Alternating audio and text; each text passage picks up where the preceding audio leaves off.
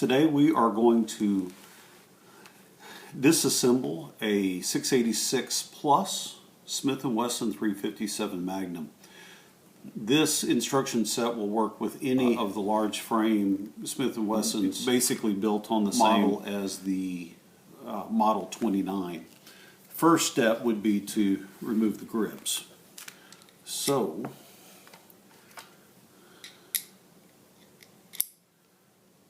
one screw for the grip.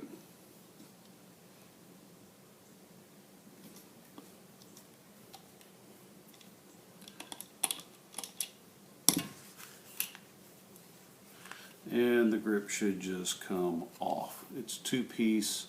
You need to be a little careful not to, if it's wood, not to break off the piece of wood. But so they might be on there a little bit tight, but you need to just pop them off. There's one. These have been on there for a while, so they're not wanting to come off. There it goes. Set those aside with their screw. I'm going to go ahead and screw them back together so I don't lose any parts.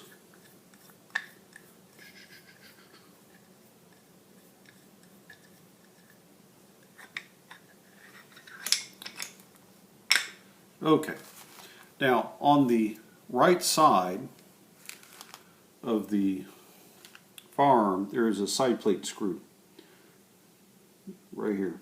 You want to take that side plate screw out.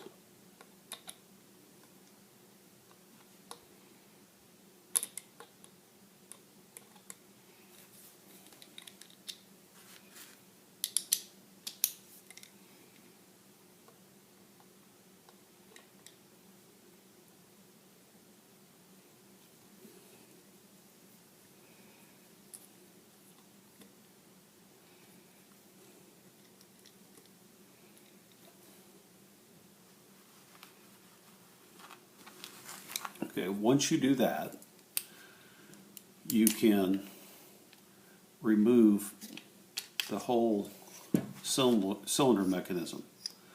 Okay, you can pull the crane off the cylinder and set that aside for a second. Okay.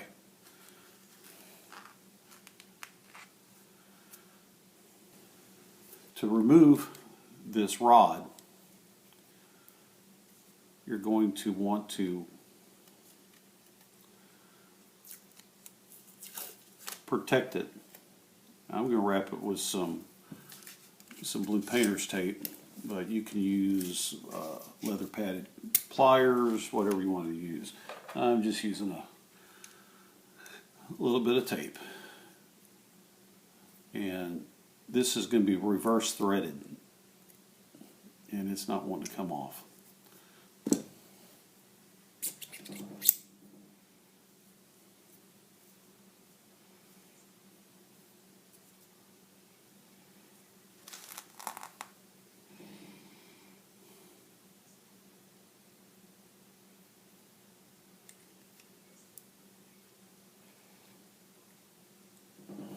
Okay, so it's reverse threaded, so when you're looking at it this way, you're going to want to turn it clockwise. Okay, now continue to unscrew it. When you unscrew it, there's several pieces. Now, there is a little piece inside the spring. Notice it has a ridge on it. This fits onto the bar first. The spring goes up against that.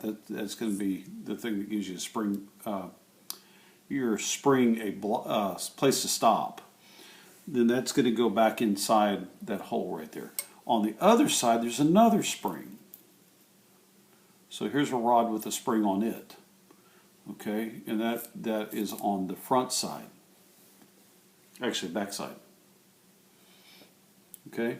So what I'm going to do is I'm going to put these back together so I don't lose any parts. It has to be able to go back together.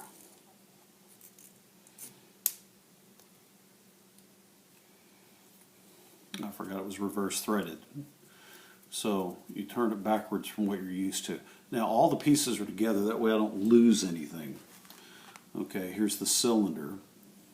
Next thing we're going to do is we're going to remove the other two screws from the side plate.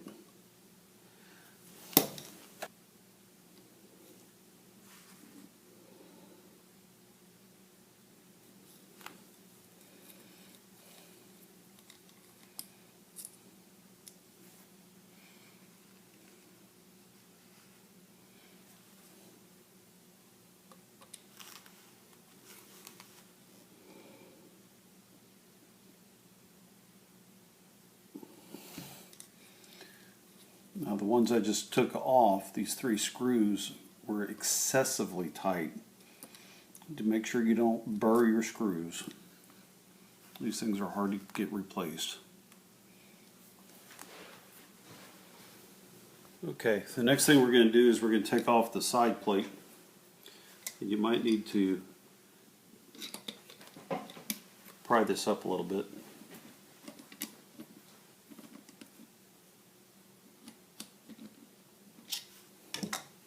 Be gentle with it. You don't want to scratch your gun. Yeah, it's still not going to come off. So, there it goes. Okay. Sometimes when you pull the side plate off, the hammer block will come with it. Sometimes it won't. That's called the hammer block. It's part of the safety. The next part to get out will be the hammer spring strain screw, which is on the front of the grip. What you're going to do is stick the screwdriver in there.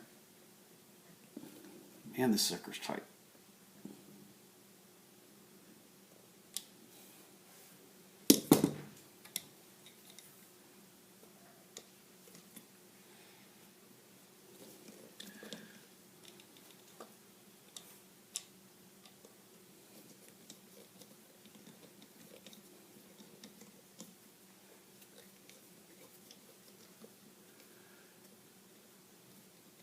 So you're going to remove this screw.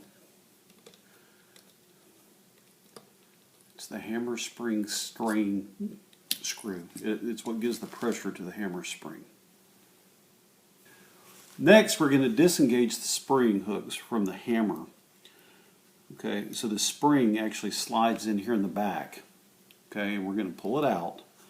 And then up here on the back of the hammer, there's some pins and there's a little hook there. So we need to pull those out. They're the little hooks that go on the pin. That was the spring hooks from in the hammer stirrup. This is the hammer stirrup. The hammer stirrup just fell off, so I went ahead and pulled it out.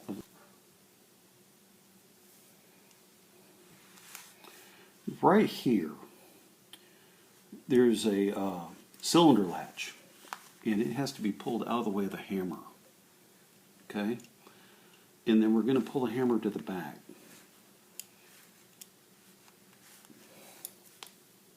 I don't know how to do this so you can see it. Pull that latch back, and then the hammer can slide past it. So we're pulling the hammer back. Okay?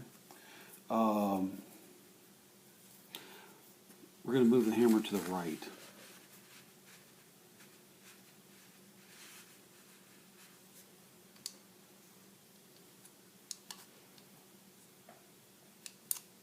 Okay, I'm pulling the trigger back to get it loose, and I'm pulling the hammer out. So the hammer has a loose piece on it right here. Make sure those stay together, and set the hammer aside.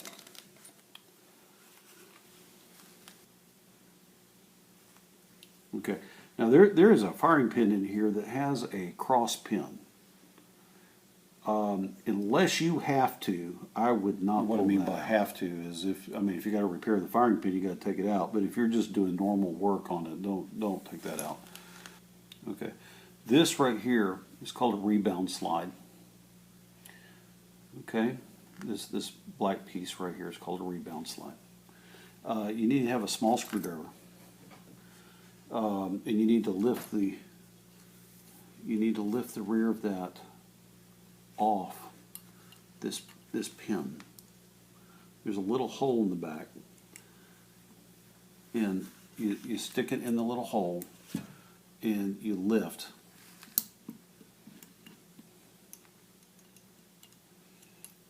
And while you're doing that, you need to ease the spring out. Don't let that spring go flying out.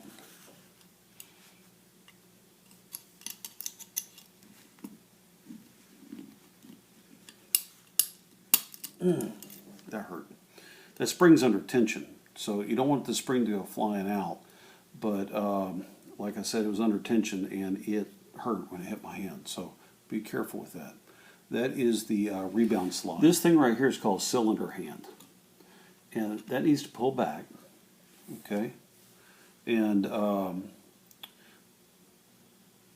it should come straight out.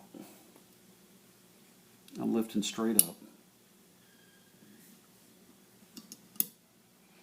It's out.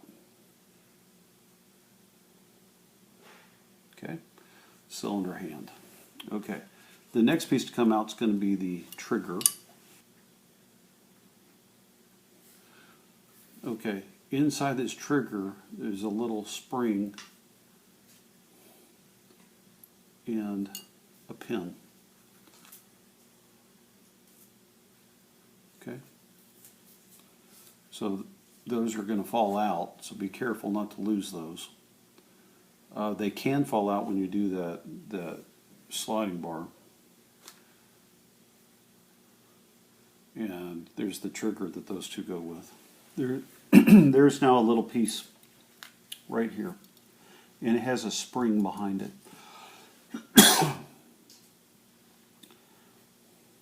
Okay, now what this is the cylinder. It works the cylinder stop.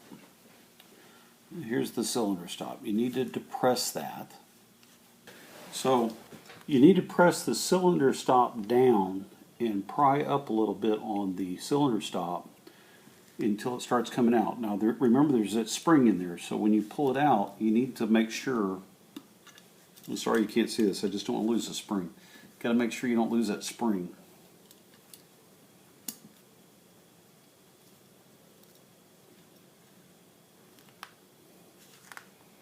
And there's the spring. So we have a spring and the cylinder stop. On the other side, on the left side of the pistol, this right here is what moves the cylinder post so you can have the cylinder flip over. So we need to remove that.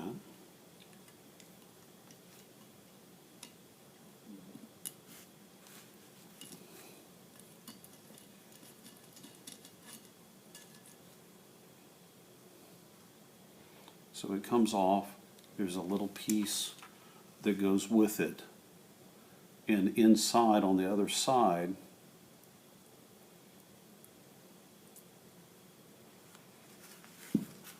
when you flip it over, you can now pull out that cylinder post.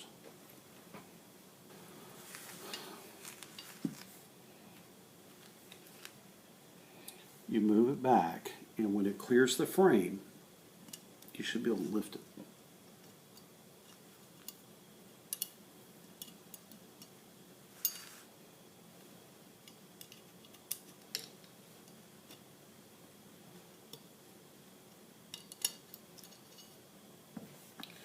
Okay, now be careful, there's a little pin and a real tiny little spring that goes with that post.